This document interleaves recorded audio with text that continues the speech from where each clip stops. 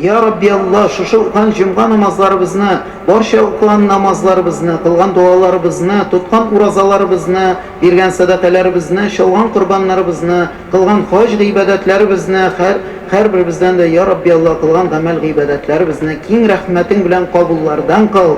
Bizden devam etip kabirde yatışan Müslüman, Müslüme, mümin, mümine, ebi babalarımız, etiyenilerimiz, tuğanlarımız, kız tuğanlarımız, ruh şeriflerine eriştir.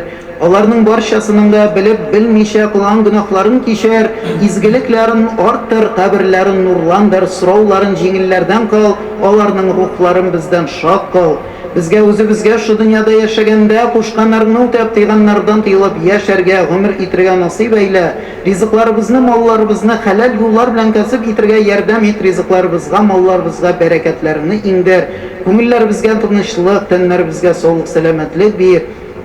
Nikahlaşkan parlarga Ya Rabbi Allah, kömüllerine bir-birisine karata ülfet mehabet sal Ya Rabbi Allah, rahimlik bir. Hem de Ya Rabbi Allah ballarımızga, unuklarımızga tevfik hidayet bir, merhametli, şefkatli, iyilikli, etiyenisin, ebi babasın hürmet etuşu bendelerden bulup, özünün dinini kuvvetlevşi bendelerden bulsalar idi.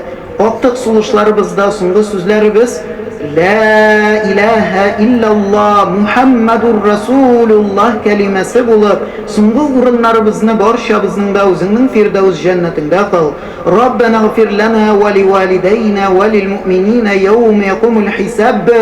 Rabbena heb lana min azvacina ve zurriyetina kurrata a'yuni ve cealna lil muttakina imama.